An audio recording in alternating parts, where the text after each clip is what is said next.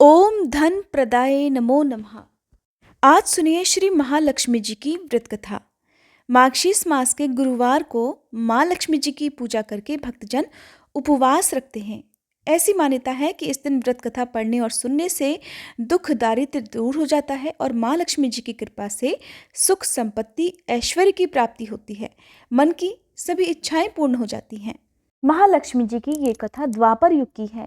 सौराष्ट्र में उस समय भद्रशिवा नाम के राजा थे। वे बड़े पराक्रमी थे। 4 वेद, 6 शास्त्र, 18 पुराणों का उन्हें भलीभांति ज्ञान था। उनकी रानी का नाम सुरत चंद्रिका था। रानी दिखने में सुंदर, सुलक्षणा और पतिव्रता भी थी। उन दोनों को 7 पुत्र और उसके बाद एक कन्या का वरदान मिला था। कन्या का नाम उन्होंने श्यामबाला रखा। एक बार माँ लक्ष्मी जी के मन में आया कि जाकर उस राजा के महल में रहे। इससे राजा को 2 गुनी धन दौलत की प्राप्ति होगी और वह राजा इस धन दौलत से अपनी प्रजा को और अधिक सुख दे पाएगा।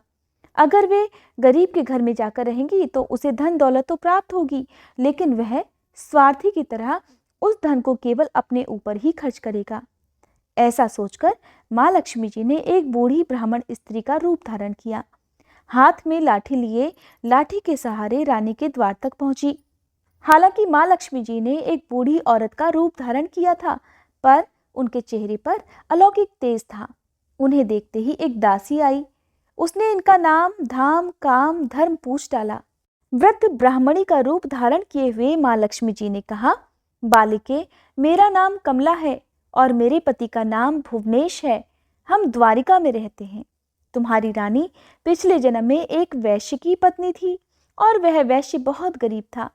गरीबी के कारण दोनों के रोज ही झगड़े हुआ करते थे और उसका पति उसे रोज मारता था। इन बातों से तंग आकर वह एक दिन घर छोड़कर चली गई और जंगल में खाली पेट भटकने लगी। उसकी दुर्दशा देखकर मुझे उस पर दया आ गई। तब मैंने उसे सुख संपत्ति देने वाली श्री महालक्ष्मी जी की व्रत कथा सुनाई। मेरे कहने पर ही उसने महालक्ष्मी जी का व्रत किया, जिससे उसकी गरीबी दूर हो गई। उसका घर संसार दौलत संपत्ति और संपत्ति से भर गया। बाद में इस व्रत के प्रभाव से दोनों पति पत्नी परलोक सिधारे।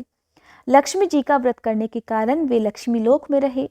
उन्होंने जितने साल महालक्ष्मी का व्रत किया, उतने हजारों साल उन्हें सुख मिला। इस जन्म में अब उसका जन्म राजघराने में हुआ है, परंतु वह श्री महालक्ष्मी जी का व्रत करना भूल गई है। उसे यही याद दिलाने के लिए मैं यहाँ आई हूँ। बूढ़ी ब्राह्मणी की बातें सुनकर दासी ने उन्हें प्रणाम किया तथा महालक्ष्मी जी का व्रत किस प्रकार किया जाए इस बारे में पूछा। तब माँ लक्ष्मी जी ने दासी को पूजा की विधि और महिमा बता दी। इसके बाद वह दासी माता को प्रणाम कर रानी को बताने के लिए अंदर चली गई। राजमहल में रहते हुए रानी को अपने ऐश्वर्य का बहुत घमंड हो गया था। संपत्ति और अधिकार के कारण वह बहुत ज्यादा उन्मत्त हो गई थी। दासी के द्वारा बताए जाने पर वह बुढ़िया की बातें सुनकर आग बबूला होकर राजद्वार पर आकर बुढ़िया रूपधारी श्री महालक्ष्मी जी पर ही बरस पड़ी। उसे ये बात पता नहीं थी कि उसके दरवाजे पर साक्षात माँ लक्ष्मी जी पधारी हैं। इस प्रकार रानी ने अपने महल के द्वार पर खड़ी वृद्धा रूपधारी माँ लक्ष्मी जी का खूब अपमान किया। रानी का इस कदर रूखा बर्ताव और अपना अपमान देखकर माँ लक्ष्मी जी ने वहां पर ठहरना ठीक नहीं समझा और वे वहां से चल पड़ी। रास्ते में उन्हें राजकुमारी श्यामबाला मिल गई। उन्होंने श्यामबाला को सारी बात बताई। सारी बातें सुनकर श्यामबाला ने अपनी ओर से और अपनी माँ की ओर से माँ लक्ष्मी जी से क्षमा मांग ली। माता को उस पर दया आ गई। अब उन्होंने श्यामबाला को श्री महालक्ष्मी व्रत के बारे में बता दिया। उस दिन अगहन मास यानी कि मार्गशीर्ष मास का पहला गुरुवार था। श्यामबाला ने परम श्रद्धा, विश्वास और भक्तिभाव से माँ लक्ष्मी जी का व्रत किया और इस व्रत के प्रभाव से श्यामबाला का विवाह एक सुंदर राजकुमार के साथ हो गया। वह धन दौलत, ऐश्वर्य और वैभव से मालामाल हो गई। अब पति के साथ श्यामबाला ससुराल में आनंद से दिन बिताने लगी। इधर श्री महालक्ष्मी जी का रानी पर प्रकोप हो गया, क्योंकि रानी ने माँ लक्ष्मी जी का अपमान किया था, जिसके कारण भद्रशिवा का राज्य और राज कारोबार सब कुछ नष्ट हो गया। यहाँ तक कि खाने के भी लाले पड़ गए। ऐसी हालत में एक दिन रानी ने राजा से निवेदन किया, हमारा दामाद इतना बड़ा राजा है, धनवान है, ऐश्वर्यशाली है, तो हे राजन क्यों ना उसके पास जाया जाए। उसे अपना हाल बताएंगे तो वो जरूर हमारी मदद करेगा।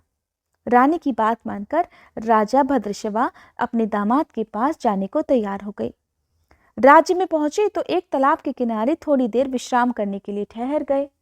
तालाब के किनारे बैठे हुए राजा को जब आते जाते दासियों ने देखा तो उन्होंने बड़ी विनम्रता से उनके बारे में पूछा। जब उन्हें पता चला कि वे रानी श्यामबाला के पिता हैं तो दौड़ते हुए दासियों ने जाकर सारी बात रानी को बता दी।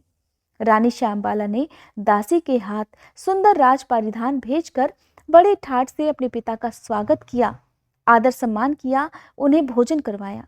पिता ने तो कुछ नहीं मांगा, लेकिन श्यामबाला ने अपने पिता को सोने की मोहरों से भरा हुआ घड़ा दिया। इस प्रकार राजा भद्रशिवा जब वापस अपने घर लौटे तो उन्हें देखकर रानी बहुत खुश हुई।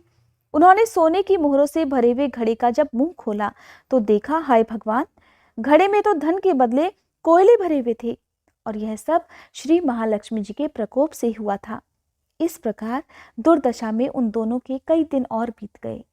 काफी दिन इसी तरह से बिताने के बाद एक दिन रानी स्वयं अपनी कन्या के पास गई, और वह दिन अगहन मास का अंतिम गुरुवार था।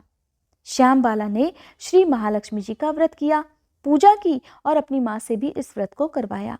इसके बाद रानी अपने घर आई। श्री महालक्ष्मी जी का व्रत रखने पर उसे फिर से अपना खोया हुआ राजपाट, धन दौलत, ऐश्वर्य प्राप्त हो गया। अब वह फिर से सुख शांति और आनंदमय जीवन बिताने लगी। कुछ दिनों के बाद रानी की पुत्री श्यामबाला जब अपने पिता के घर आई तो उसे देखकर रानी को पुरानी बातें याद आ गई। यही कि श्यामबाला ने कितने मुश्किल वक्त में अपने पिता को घड़ा भरकर कोयला दिया था और उसे कुछ भी नहीं दिया था। इसी कारण श्यामबाला को अपने पिता के घर आने पर भी कोई आदर सम्मान नहीं मिला। परंतु श्यामबाला ने किसी भी बात का बुरा नहीं माना।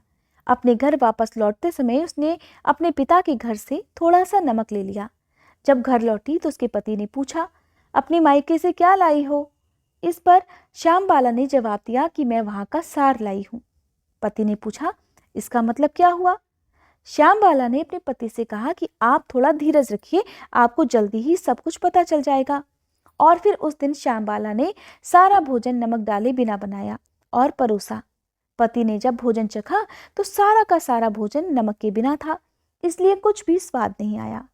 फिर श्यामबाला ने थाली में नमक डाला, जिससे अब सारा भोजन स्वादिष्ट लगने लगा। तब श्यामबाला अपने पति से कहने लगी, यही है मेरे मायके से लाया हुआ सार। अब पति को उसकी बात समझ में आ गई और उसकी बात सही भी लगी। फिर वे दोनों पति पत्नी हंसी मजाक करते हुए भोजन करने लगे। इस प्रकार जो भी भक्त सच्चे मन से मार्गशीर्ष महीने के गुरुवार को माँ लक्ष्मी जी की इस व्रत कथा को सच्चे मन से पढ़ता है और दूसरों को सुनाता है, माँ लक्ष्मी जी उनके घर की हर दरिद्रता, हर गरीबी को मिटाकर उनके घर में सुख और संपत्ति के भंडार भर देती हैं। प्रेम से बोलिए लक्ष्मी माता की जय।